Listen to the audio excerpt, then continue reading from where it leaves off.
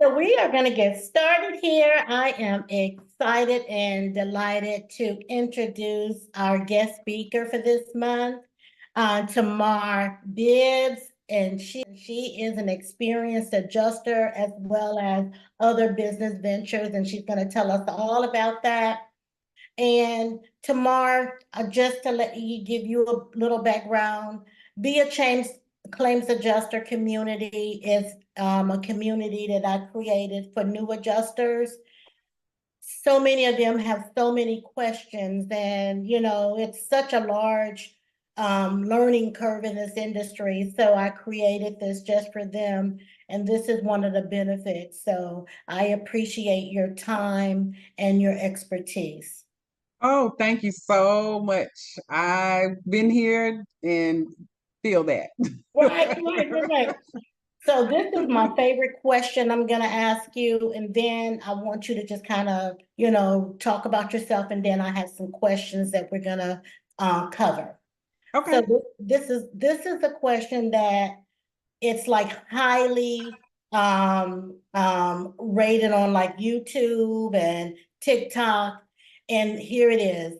So you are a highly skilled in investigating and analyzing claims for personal loss, workers' comp, special investigations, underwriting, inspections, and commercial loss. That's a mouthful. So can you share with our new adjusters what a day in the life of a claims adjuster in one of those roles? So, I'll address it from special investigations. All Okay. right. So I do handle, yes. So I do handle SIU claims. SIU is Special Investigations Unit. And I can tell you a day in the life can vary. Um, so, just to give you a little bit of background, as a SIU investigator with an insurance company, they will hire you to go out to do different types of investigations.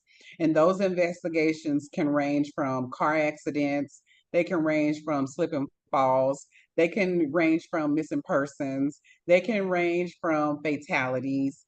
They can range from, accidents, any types of accidents where an insurance company is going to come out and be involved. And so what they do is they hire investigators to come out and do those investigations for them. Now, the interesting thing about that is there is a lot of research. There is a lot of being snoopy and getting all into everybody's business. But as a former police officer, these are things that come naturally to me, right? So I'm used to getting all in people's business. I'm used to, you ask me a question and I'm like, I'm already thinking how I'm going to be able to get the information that I need. And so in special investigations, it's no different, right? Because what these insurance companies are looking for is someone who can go out and act on their behalf to get information that they need that maybe, that claimant would not give them if they were to contact the insurance company directly, right? So it could be a workers' comp claim where an employee may have hurt themselves, or something happened on the job that caused them to hurt themselves. Well, that claimant is probably not going to be as likely to open up with their employer. They're probably not going to be as likely to open up with the insurance company. But when I come out and I'm able to sit down and build rapport with them, get more background information about what happened, a lot of times that information that they provide is much more than what they would have been able to give to their employer or to the insurance company. So a day in the life of me is just doing investigations, being nosy. Every file and every claim is different. I get sent out on widow checks to go check on widows whose spouses may have been deceased as a result of an injury at the job that resulted in their death. So again, it varies.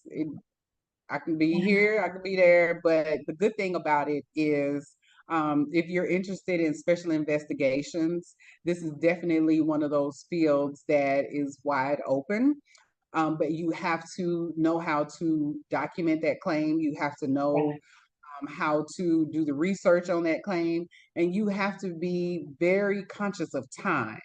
Time is very important when you're dealing with these type of claims because, you know, they want to know what time did something happen. They want to know what you were doing prior to that. They want to know what you were doing after that. So paying attention to time is very important. Wow, that is so interesting. So, what type of experience would an adjuster need to become a SIU adjuster? So, as an SIU adjuster, one of the things that they're looking for is your ability to be able to do investigations, Mhm. your ability to do research, building rapport with the person that you're going to be investigating and or asking questions, and then also how you write reports and how you document. Those Okay. are very important skills that they're going to be looking for. You know, as I stated earlier, with my background being in law enforcement, a lot of those things were transferable skills. Right. So, you know, if you have transferable skills that would allow you to come into special investigations, definitely consider it as a path. Um, Absolutely. you will be surprised. Insurance companies are looking for special investigators. Attorneys' offices are looking for special investigators. Um, and you know, the company, one of the companies that I with, they actually helped me to get my private investigator's license. So I'm Okay. also licensed as a private investigator, which allows me the opportunity to, you know, work for myself with that license doing other type of investigations, right? So Right. we've seen special PIs doing all kind of stuff. But Right. that's the good thing about working as a special investigator. It opens you up to be able to use that as an additional stream of income as an adjuster. You are talking my language. I was just Yes, getting everything ready is all to about them say, coins. right, girl. I tell new adjusters all the time because a lot of them, they're actually waiting for deployment and they may not have any income coming in. And it boggles my mind. And, I'm always saying you need to have income streams. You need to transfer those skills, have transferable skills. I've even created a list of types of gigs that they can do to Hmm. develop those transferable type skills. Oh But yes, oh yes, it yes. is so You have important. to. You have Mhm. to. Because Absolutely. if not, you'll be waiting for a deployment that may never come to your They table. never come, exactly. And it breaks Yes. my heart because they don't realize that. Yeah. A lot of times they have their license and they're waiting. It's like, no, that's just the beginning. Just the Yes, you beginning. have to get out here. You know, I always tell when we do our meetings in our group, I Mhm. always tell people that you have to market yourself. You are a business, Yeah. right? Oh my God, So you everything speak that my you're language. doing as a claims adjuster, you are putting yourself out there as a business owner. Owner, And if you yes. do not have any type of business background, any type of business acumen, you really are going to struggle with trying to get ahead in this industry because you Absolutely. listen, when you get that license, there's so many ways that you can utilize it. You can contact roofing companies and ask to do estimates for them. You can Yes. contact contractors and ask them to do estimates. You can Yes. like there's so many different ways that you can use this license, especially if Right. you have an all lines Exactly. license. There's so many Exactly. ways that, like, if I tell y'all the way that I got into claims adjusting, it had nothing to do with all this money that they're telling us we can Well, make. you might as well just go ahead and tell us. Let me tell y'all. So initially, when I got into claims adjusting, I was in the agriculture space. I've been involved in agriculture. I grow my own food. I'm like big into it. And then I had an opportunity to work in the hemp industry. And Wow. so, and as in the course of working in the industry, I was like, wait a minute, there is a gap in between, you know, the insurance because every crop understand every crop has insurance, especially if it's a large crop and the USDA is backing those crops up, right? And I Right. know that they do insurance, but I'm like, so what happens when this crop fails? Mm. What happens, like what is the process for that? And so they was like, well, you get a claims adjuster. I was like, oh, well, let me go find out about being a claims adjuster. Little Right. did I know that being a crop adjuster is hard as I don't know what, because they want you to have 5 years and this and this, and they want you to do it. So in the meantime, I was able to start looking at different opportunities again that were transferable Mm. with what I was already doing or what my background was. And this is how it has gotten me to where I am now. So again, starting out, it was not to get on top of roofs. It was Right. not to do car accidents. It was not to do investigations. It was so I Right. could go play outside all day. But you know what? You were creating a pathway. Mm-hmm. And that's what you have to do. If you know Yeah. nothing about this industry and you're new at this industry, you need to find ways to, Yes. You to have to. strengthen yourself, You have to. You have to. Absolutely. Most definitely. Well, I'm So yeah, loving this. that's how I got started. Trying to play outside in some hemp. Right, right. Talked about being an expert in budgeting. So can Mm, you share with the new adjusters how they can effectively budget their time, money, and resources? listen, I, get out pen and piece of paper because I'm about to tell y'all the dibs right now. Okay. First of all, listen, the first thing that they do not tell you about this industry is that it costs to be an adjuster. Once you get your license, ever how many $1,000s that was, that's just the beginning. Right, Okay. Then if you're getting licenses in other states, that's a cost, right? definitely. Equipment is a cost. Travel is a cost. Food is a cost. Training is a cost. Like, I don't even think I've got all the way down to conferences is a cost. All of that. So everything that is in this industry, it is going to cost you. And this is why I want to commend you, because when we look at this industry, Sylvia, there's a lot of people who are charging for this information that we're discussing right now. Mhm, And you're providing it to new adjusters for no cost. And so I want to commend you because when I got started, mhm, me and Cecil in another group and Natalie, we started the Insurance Career Training Center as a pathway program for mhm. adjusters to be able to get into different sectors, right? Okay, Because again, when you talk about this industry, it's important to understand that it will cost you your time. You have to okay. be very time conscious, right? So when you sit down to do your claim, you should know exactly how much time it's going to take you to do that claim because your time is money. Right, right. Understand what I'm saying? So if they're paying you, let's just say, for instance, $150 for a claim, then you should know how much time it's going to take you to do a claim. That's where having, your you know what I'm trying to say, your oh, my brain just went there. That's But okay. having your shortcuts set up, right? Right, right, right. Knowing how to get in there and drop whatever it is into these claims, like your time is money. So if it takes you let's just say an hour to do a Mhm. claim, that means that for that 1 hour, you're going to be getting paid $150, Right. right? Mhm. Or if it's going to cost you, if it's $150 and it takes you 30 minutes to do that claim, you should know how much time it's going to take you to write that claim, to go out on that claim, to come back on that claim. Like everything is going to equate to your time equals your money, right? Okay. So you want to have a lot of things already set up when you're doing your claims so that you can budget your time. And Mhm. that time is going to help you be able to budget your resources.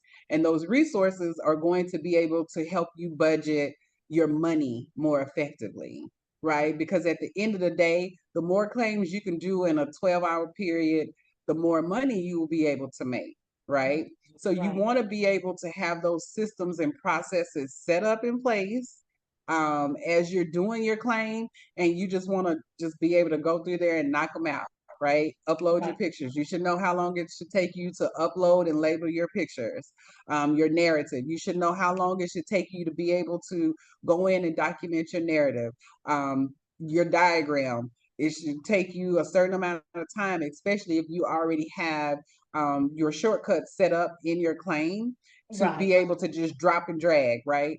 So Right. again, we're talking about using cost-effective measures Mhm. to be able to save your time so that you can make more money.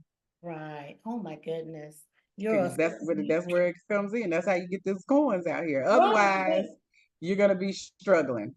Right. Because if Exactly. they drop you 20 claims, you need to have a system already set up to be able to go through and make your contacts with those claims. To get out, you want to make sure that you are grouping all of those claims according to demographics where they're at, so you're not spending a lot of time driving back and forth. Like, it's really being organized. You have to be organized Absolutely. in order to maximize your time, and that's how you budget. Right. Now, it sounds like well, and I know as a desk adjuster as well, all of that is very important as well. But a lot of that is for field adjusters. Would you say like what you're Yes. talking about is like being in the field? Yes, A bit- yes, for field adjusters. Okay, okay. But Yeah, I and tell in this, you, mm, go ahead. I'm sorry. no, I tell you, as a desk adjuster, time is important as well because you have to close a certain amount of claims per day, per week. And and the management team, they're looking. They Mm-hmm. want to know when claims are not closed because, Right, that's people. This we're working on people's lives. right. So as efficient as you possibly can be, to get them closed, that means that you're making that many people whole again. So yeah, that is very Exactly. important. You got to be organized. You have to organization. I think that's one of the things that they should teach when they're giving people license is how to be organized, how to be efficient. Because when we're not, you end up hurting yourself more Mhm. because you don't have a good system and a process in In place. place, yes. And that's what really messes up a lot of adjusters, especially when they're getting started. I know when I first got started on my claims, I was in Mhm. the war room all the time. Like, Right, I was there, and then it wasn't until getting there and start building the repetition that I was able to lock down that process. And now I can close a claim in about 30 minutes, right? right, Depending on how complex it is. right. But I had to get to that point To because it that point. wasn't always 30 minutes. And starting out, it was like an hour and a half, almost 2 hours. Exactly. And that's So, money. right, exactly. That's money. Right. Is that something that you teach in I know you have like a financial type business. Is that something that you teach or can you tell us a little bit about that?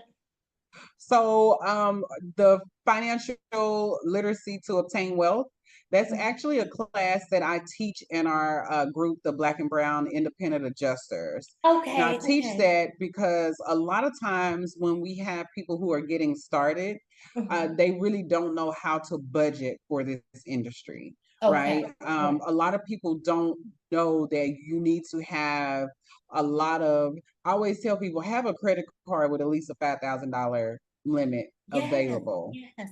getting started. Because when you first get that claim, you may be with that carrier for about 30 days before you even see your first check. Right. And you know what? Even before that, Mm-hmm. what I tell my new adjusters is, because they're sitting there waiting on a call. You need to have a number in mind when Yes. that recruiter call and say, hey, can you take this deployment? So if the numbers are not right, meaning, if it's gonna put you in the red, you need to know that because when you're traveling, you have to think about lodging, Yes. food, everything that you mentioned. And Right. I've been on enough deployments where I've seen people run out of money and they Mm-hmm. sleep in their car. And Mm-hmm. that just hurts me to see that Right. people are, not organized, Right.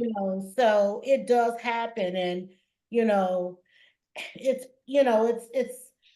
like your class, that is so needed. That is Mm-hmm. so needed. I'm glad to know that you teach that. So I'm gonna get Oh more yeah. information And about there's that. nothing, don't get me wrong, there's nothing wrong with sleeping in your car if that's what your plan is on your deployment, right? Right. And I say that Right. because a lot of times, some people are like, you know what, I'll reduce myself down to the minimum so that I can keep the maximum, right? But Right. if you're Right. starting off up here and you're staying in a hotel, spending $100 and some a day, and you gotta find your roommate, Right. Right. find you Right. a good budget friendly lodging, start looking at how much you really need to eat off of on a day. Like we Right. really have, because you have to understand, we have gotten so accustomed to eating in a certain lifestyle that a lot of times we think on these deployments that it's going to be the same way. Depending on where you're being deployed to, they might not even have electricity. They might not even Right. have a Right. grocery store that's open Right. or Right. fast food restaurants. So now what you have to start looking at is, what can I do to make sure that I'm getting good rest, I'm Mm-hmm. eating good, I'm Mm-hmm. keeping myself hydrated, I'm keeping myself safe, and I'm keeping myself clean, Right. right? Absolutely. So a lot of times you have some people who are trying to do, the most with the Right. least. And I Right. and I that's why when we would teach this class, we're like, no, because you still have to take care of home. Right. Absolutely. You still have to Absolutely. take care of the bills back home while you're on these deployments. So setting down with a budget, like you said, knowing that number in mind. Like if you Right. know that going on this deployment is gonna put you in the hole before you even leave, I would reconsider. Don't do I it. would highly, I would Exactly. reconsider. And if It's you do not go, worth it. find somebody that you can room with, find somebody that you can help share those costs with, Right. so that it's not coming all out of your pocket. Be Right. mindful of the areas that you're going to, because if you're going to an area that has been hit by a storm, please understand that you're now fighting with the residents of that location, Right. other Right. claims adjusters. You're also looking at first responders. So you're like way down here on the totem pole when it comes to resources. So Right. Right. definitely take all of that into consideration. Absolutely. Absolutely. Good information. Good information. How do you approach investigating and analyzing claims for different types of losses, such as your workers' comp or even like commercial losses? Read, read, read over the files. I cannot Yeah. stress that enough. Yeah. Okay. When I get a claim, I just got one earlier today, and the first thing I do is I read through everything to see File what notes. they're wanting, right? Right. Right. And then from there, I sit down and say, okay, what exactly do I need to do to be able to complete this claim, to make my contacts with this claim? When is Mhm. the deadline for this claim? Like, you want to read. That is the most important thing I can tell anybody, is to read, Exactly. thoroughly read over what they're asking you. It, Right. Something my mama used to say to me when I was growing up: do it right the first time so you don't have to do it right. Do it right the second Exactly. time or the Exactly. third time, right? Right. And Right. so, in order for us to be able to do that, reading is going to be important, because you don't want to have to repeat it. There is Right. nothing worse than getting a file back, because you didn't read and do what they asked you to do. Exactly. Exactly. Now, it's one thing when they're asking you to change something and adjust something, but Mhm. having to redo a whole file because you just chose not to read it, that's on you. And again, now Exactly. we're going back to your time and your money. Right. Right. Mhm. So are you getting like different types of losses or files on a given day? It varies right now, I'll be honest. And probably like most people, everything is really slow right now. So the files that I am getting are with special investigations. I do get some field claims, but the area that I'm in right now, we haven't had any major, a significant major weather events. Uh-huh. So I'm still, at home and utilizing this time to work on my other streams of income. Right. Oh, I love that word. Hey, that's from the Bible. The Bible says we're supposed to have how many? That's Okay. what, yes, I better yes. get some. Oh, I love it. I love it. I love it. So, you just mentioned SIU again, which Mhm. I'm really interested in SIU. I just, I've been researching it. So can you share some strategies that you've used to conduct effective SIU claims processing? Yes, the first strategy that I use is their strategy because they're going to tell you exactly how they want you to conduct their Mhm. investigations. Right, So you don't have to work hard at it. Don't reinvent the wheel if you don't have to. right, right. They're going to tell you, they're going to give you, like one of the companies that I work with, they give me the list of questions that they won't ask, Mhm.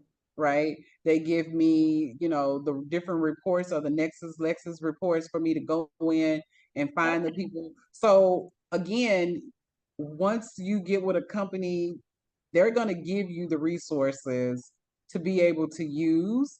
But again, you have to read and do what they're asking. Um, Right.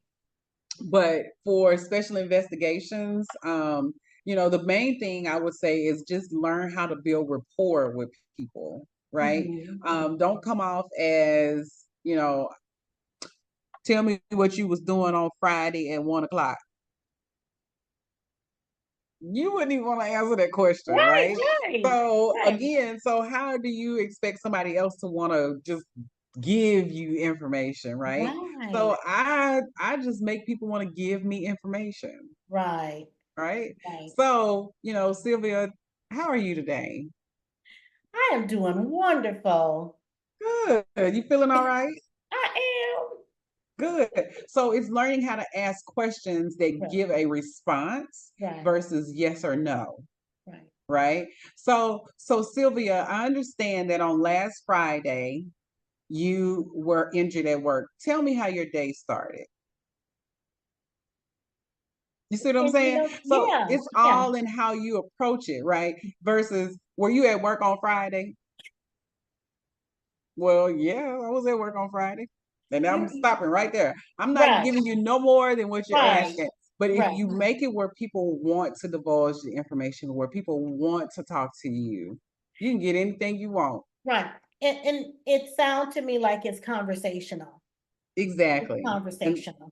that's what it is. It's just building conversation with a complete stranger, right? Right, right. So, and the good thing about it is because of my other streams of income, it comes naturally to me.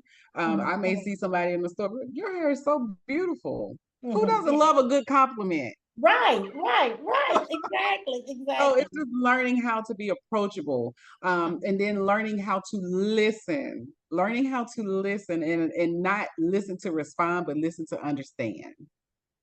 Right, right, right. So those are things that are important as an investigator. Great, great. So how do you tailor educational programs? Because in your bio, it talks about you creating educational programs for different industries and their staff, considering their unique needs and challenges. So that is just what you said, finding out what their unique um, uh, challenges are and then Mhm, addressing those challenges, right?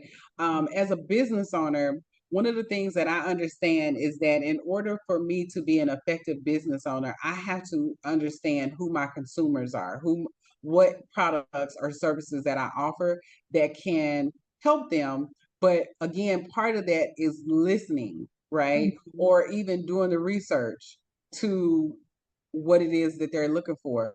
So if I have a client that says, you know what, we have staff who are interested in learning more about being, truckers, truck Right, adjusters, right? right. Okay, well, tell me more about what they're looking for, what type of information.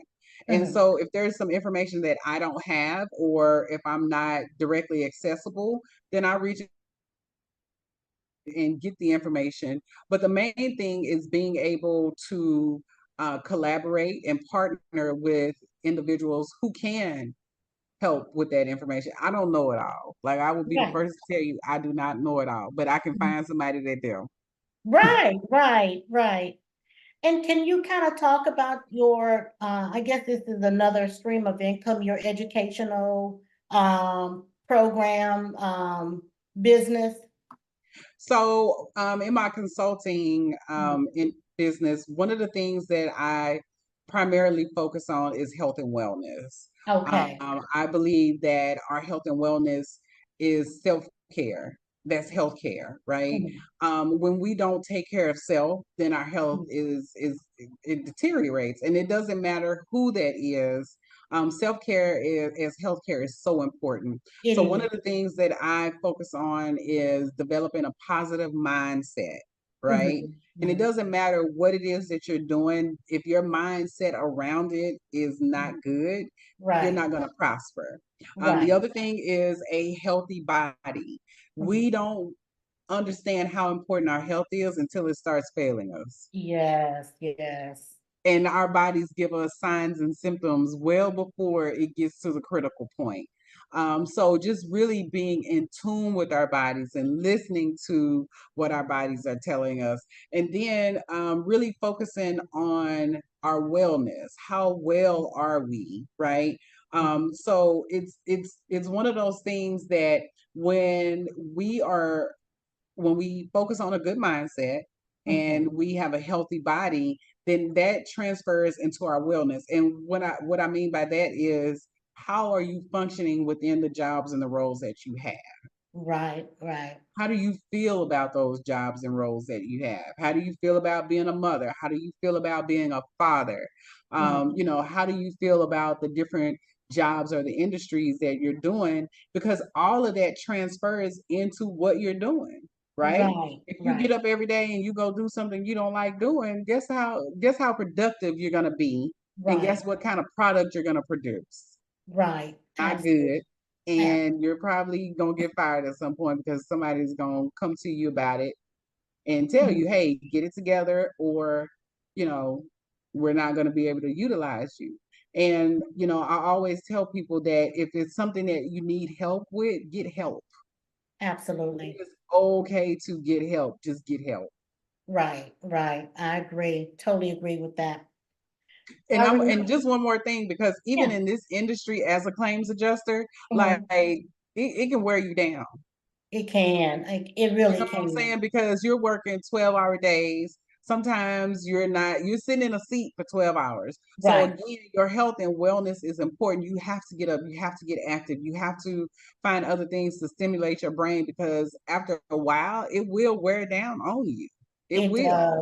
does. And It so, all of those things, and it doesn't matter what industry, if you're a doctor, if you're a nurse, after a while, those things do start to wear down on you. So you do want to make sure that you're maintaining your health and wellness. Absolutely. So Mm-hmm. one of the things I do, and I encourage other adjusters, especially when I'm in office, Mm-hmm. those 2 15-minute breaks that they give you if you're in Mm-hmm. office, take it and walk.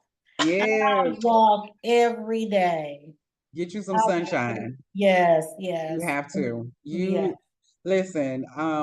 The only reason why I'm not outside right now doing this interview is because I was like, well, I don't want to do. Because I'm I could have outside. went out on my patio too. We could have did it Yeah, outside. we could have, because let me tell you something. I love being outside. I love fresh air. Right. Because I just feel like when I'm inside, the ceiling is blocking all my blessings, it's blocking my brilliance, it's blocking my Right. And I just feel like when I'm outside, I'm so expansive. There is Right. nothing that can stop me, right? And And you so mentioned something that's interesting. I heard you say you grow your own food. yes. Can you talk a little on that? Yes. Listen, grow your food. That is therapy for me. Yes. Okay. Getting your hands dirty. Go outside, Mm-hmm. walk barefoot in your grass. Mm-hmm. Okay. Exchange some of those negative ions out your body and get some positive ions up through your Right. feet. So go outside, ground. That's why, have you ever noticed when you go outside and you walk around barefoot, you feel better? Yes. Yes. Okay, do that. Go outside and hug a tree. Mm-hmm. Do that. Like, Okay. hug a tree sometime when you go on your walk. Just Right. find a Right. tree and just hug it. Okay. I like that. Seriously, even if you just put your back up against the tree and just, because we don't realize that nature is healing. Yes. Okay, it is. Nature is very healing. That's why when the wind blows and you close your eyes sometimes, it just kind of takes it and Yes. it de-stresses Mm-hmm. you. Mm-hmm. So yes, I do grow my own food.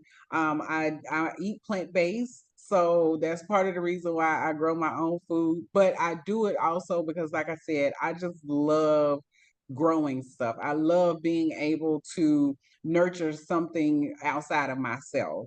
And Right. then I get to see the fruits of my Of harvest, your right? labor. Yes. Yes, and it's no Oh, different than, because I'm gonna throw it right back to the Bible. Because when you plant seeds, it doesn't matter um the seeds that you plant. You need to know what you're planting, right? So you shouldn't be right. planting carrots waiting on broccoli to come out. That's not gonna happen because now you wrong, right? So Right. you definitely want to know what you're planting, and based on what you're planting, you'll know how to nurture it. Okay. So I do grow as much as I can. I actually now am doing container gardening. Oh, yes, So I I just love feel that. that there is no excuse not to be able to grow your food. If you don't have a large space, get some of them Home Depot buckets, the 5 gallon, Yes. Yes. and throw some seeds in there and some dirt. Right. Oh my God, I love that.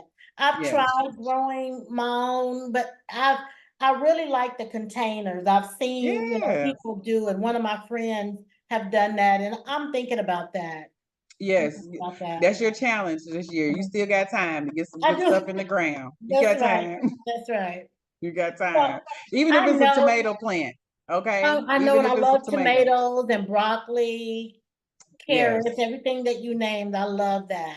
Yes. Yeah, so Do it. I'm Grow it. definitely great And it challenge. tastes different. I'm telling you, when you grow your own food and it tastes so much different than what you've gotten out of the store, you're gonna be like, Mhm. why? I mean, I remember one time my mom, because she grows also, and so we grew some greens, and y'all, Mhm. these were the sweetest, tastiest greens. But we took our scraps from the kitchen and put it out there, and so Mhm. it just absorbed its own, like it just absorbed other vegetables and fruits, and it used that to grow in the Oh my best. goodness. Yeah. Oh my So goodness. Smart. Okay. mhm. Well, I love that. Thank you. And I accept your challenge.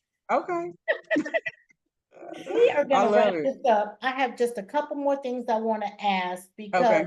a lot of adjusters, they focus in on cat deployments, but I've done my research too, and it's just endless the type of claims adjusting that is out there. So can Mhm. you talk just a little bit about underwriting? I know that is in your bio, what that is and what it entails and what kind of experience you would need to have.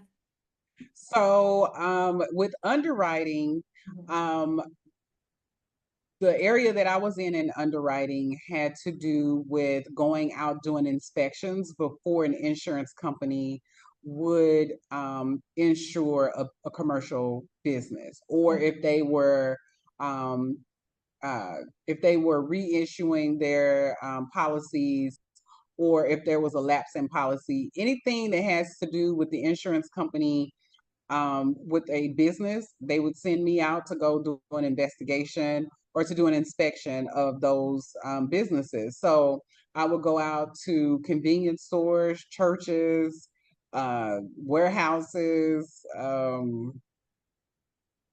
restaurants, any of these commercial facilities. And so part of the inspection they would give you a checklist, but part of it was going through making sure that there was compliance set up, that the exit doors were clear, right? Because if something happens in these locations, people that are inside have to be able to get in or out of that facility. Right. Making sure that they had exit signs, making sure that the fire extinguishers were operational and were recently like tested, or if they were expired, making sure Right. that they were getting those refills in those Mhm. fire extinguishers. Yes, yes.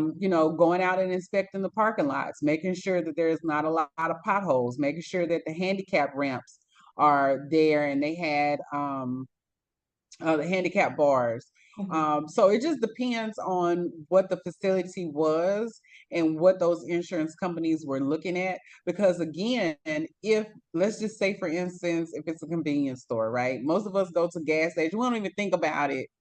We don't even think about it. Like, we just go in, pump our gas, we walk in, go pay, and come right back out.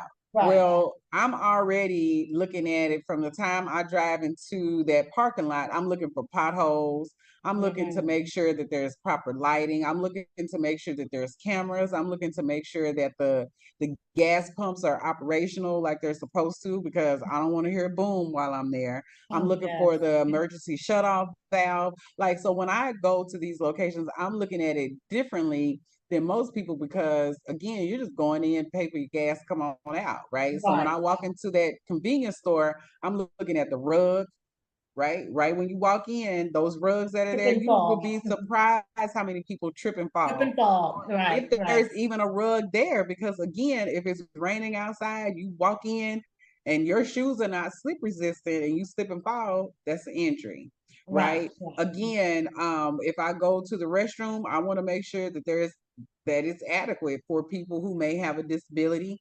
Right. Again, at this convenience store, if there's another exit door, which there should be, Mhm. making sure that it's not blocked with cans and boxes, Boxes. and Mhm. if they have a restaurant in there, making sure that they don't have boxes all the way up to the top of the ceiling, because again, if the fire breaks out, the fire suppression system cannot put out the fire because you got a box, right?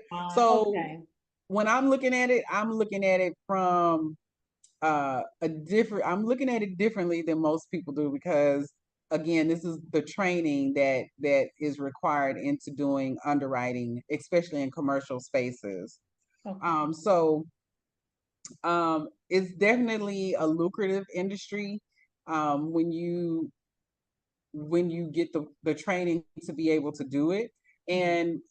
And a lot of it just had to do with the previous background that I had in law enforcement. Right. So I keep putting everything back on there because that's where a lot of my training came from. When I was in law enforcement, I was able to work with the fire marshal's office. So, that's part of what we had to do.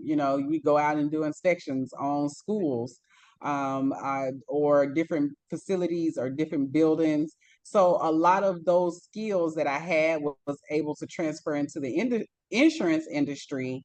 And then a lot of the certifications and the licenses that I obtained in Mhm. law enforcement, Right. fortunately, allowed me to be Mhm. able to use those as transferable skills Right, in. right.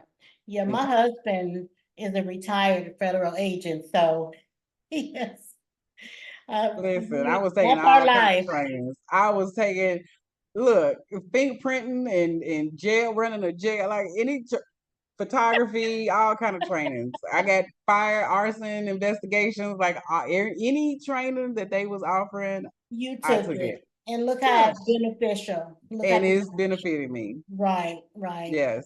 So I would tell anybody, if you're looking to get into this industry, look at what skills you already have. If you are in auto, right? There's you have so many different areas under auto that you can, like, don't just think about cars, right? right, Think about right. 18 wheelers, think about farm equipment, think about Heavy um equipment. Hmm. if you are heavy equipment, buses, like I'm here in Houston, so the city of Houston, the Metro bus, they're always looking for adjusters. Really? Yes, That's so and then the interesting. same, I love this. I love. yeah, same thing. Like we have a port here, Mhm. so they're looking for justice maritime, right? So again, don't just limit yourself to just cars, right? Because Right. again, like I told you, when I got into the industry, I was trying to go into crop adjusting. Still haven't made it there yet, but I'm going. Hey, you own your way, sister. Getting there. I am determined. Right. And I hope I like it when I get there. But until Right. then, I'm gonna have fun with everything else I'm doing. That's right. That's right. It has been such just a pleasure talking to you. Oh my God, you are a walking, talking wealth of information. Thank you. You're Thank well you. closing. If you had a tip that you can give our new adjusters, what is your biggest tip to help them be successful in their role as an adjuster? Ooh, I have several, but Okay. I think the biggest tip that I would give new adjusters is do not quit, right? Do not limit yourself to one specific thing within this industry.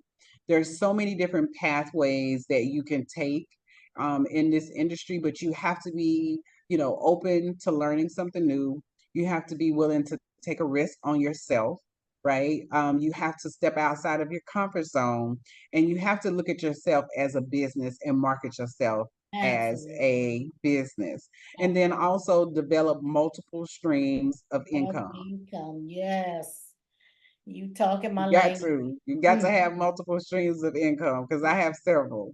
I do too. I think I'm at And six now. I got one or two more I need to. it's so beautiful because my kids, they're all young adults. Mm-hmm. They all have their own businesses as well Mm-hmm. as, they may have a 9 to 5, but they have that other income stream. And I just love it, you know. Yes. Yes, everybody in my household has a multiple, an additional stream of income. Absolutely.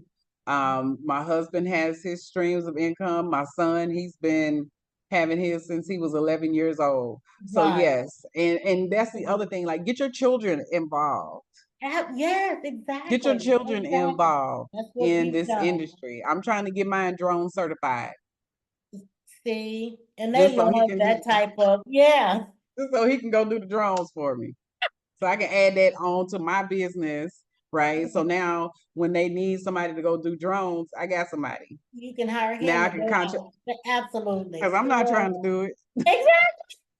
but he can do it as part of my Right. business. So Awesome. again, is you have to look at everything that you do as an adjuster. You want to look at it as a way to bring in revenue. Okay. Absolutely.